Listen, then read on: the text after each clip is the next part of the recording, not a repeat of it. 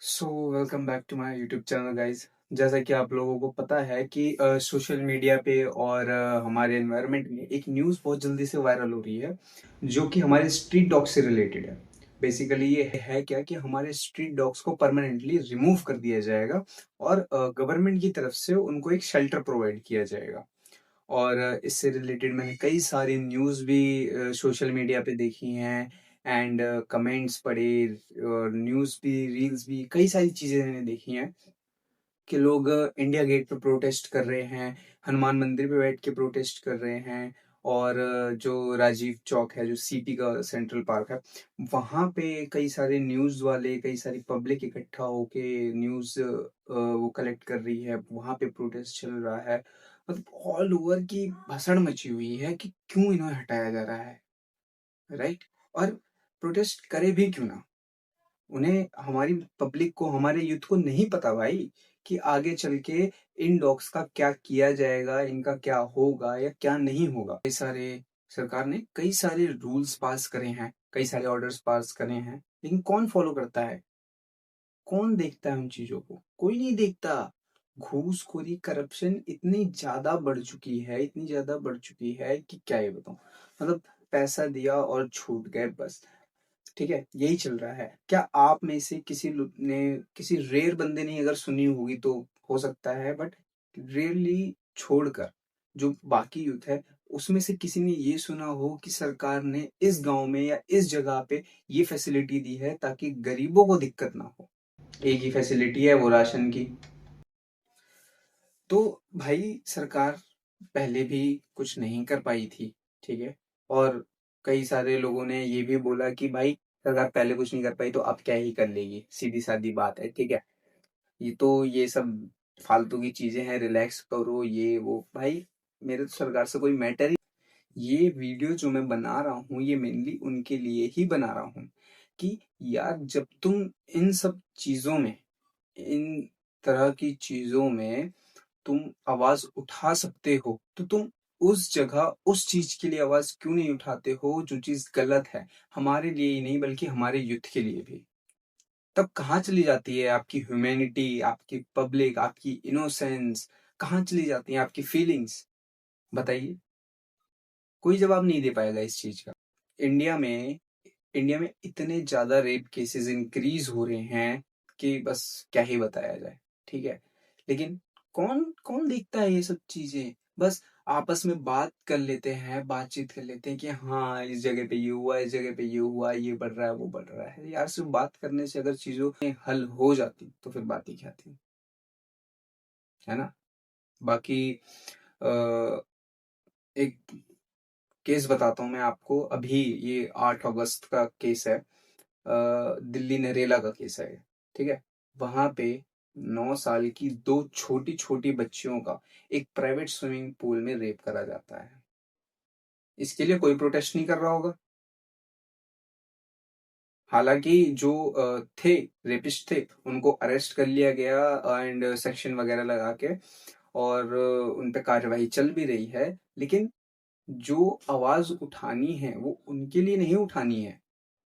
जो आवाज उठानी है वो सरकार के लिए उठानी है। क्या ऑर्डर पास कर रखे हैं कि इन जैसे लोगों के ऊपर कार्रवाई करनी चाहिए? अरे सीधा मार दो यार, खत्म करो।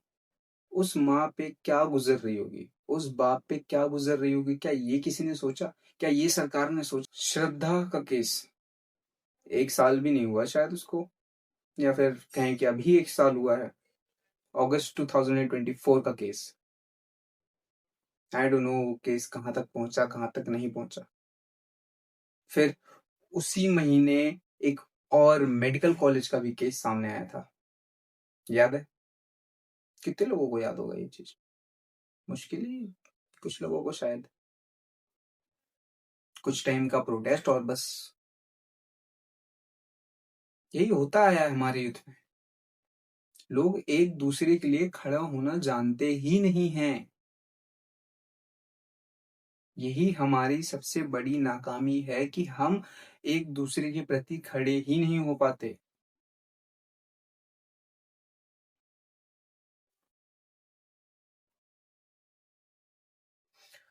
पिछले साल 2024 में same period of time from January to June 1040 rape cases थे,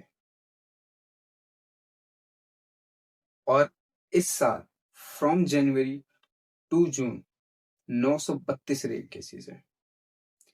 6 महीने में कितने दिन?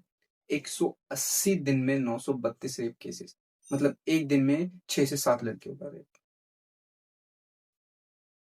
इसके लिए कोई प्रोटेस्ट कर रहा है कि हमारी सरकार क्या कर रही है? कोई प्रोटेस्ट नहीं कर रहा ना। क्यों? क्योंकि किसी को किसी से मतलब ही नहीं है, किसी को फर्क ही नहीं पड़ता, सब अपने में बिजी हैं। हमारी लाइफ अच्छी है तो ऑल गुड। और कुत्तों को, गली के कुत्तों को शेल्टर ले जाने की बात आ गई तो सब प्रोटेस्ट करने लग गए। इंडिया गेट पे, हनुमान मंदिर पे, पता नहीं कहाँ कहाँ, कितनी जगहों पे प्रोटेस्ट चल रहा है। ठीक है, मैं मानता हूँ कि ये जो हैं डॉग्स हैं नहीं बोल सकते, इनके पास घर नहीं है, इनके पास खाने के लिए नहीं है, इनके पास सोने के लिए नहीं है, ठीक है। लेकिन जिस लड़की का रेप हुआ, जिस लड़की को काट के एक डब्बे में बंद कर दिया गया, जिस लड़की को काट कर उसके टुकड़े जगह जगह फेंक दिए गए, जिस लड़की का बीच रोड पर रेप कर दिया जाता है, जिस बच्ची का प्राइवेट स्विमिंग पूल में रेप कर दिया जाता है, क्या उसके बेसहारा बाप को, क्या उसकी बेसहारा माँ को हम मदद नहीं कर सकते? हम मदद नहीं दे सकते उन्हें? क्या हम उनके लिए आवाज नहीं उठा सकते? क्या किसी ने ये बात सोची? नहीं। डॉग्स के लिए तो सबने हाथ खड़े कर दिए, उनके लिए किसी ने हाथ बढ़ाया नहीं, किसी ने उनके आंसू पोंछे नहीं, क्या कोई उनका सहारा बना? नहीं। क्या उनके बारे में किसी ने बाद में सोचा? नहीं। कल को यही चीज आप लोगों के साथ होगी, क्या तब भी ऐसे चुप रहोगे? तब सोसाइटी आपके लिए चुप रहेगी। तब क्या करोगे? सोचा है कभी? कभी नहीं सोचा, क्योंकि किसी को किसी से मतलब ही नहीं है ना। यही कलयुग है।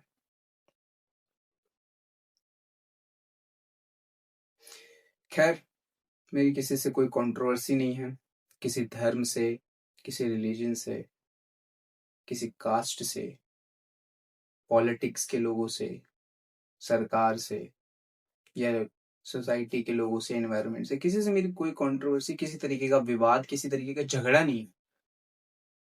बस मैं ये कहना चाहता हूं कि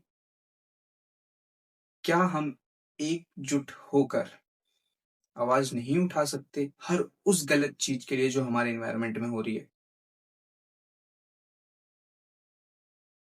क्या हम मिलकर नहीं सोच सकते अपने एनवायरनमेंट के लिए?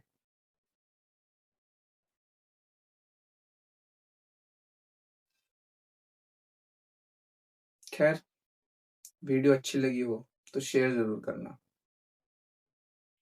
लाइक भी कर ही देना, और कमेंट में बताना कि कैसी लगी हो। Thank you.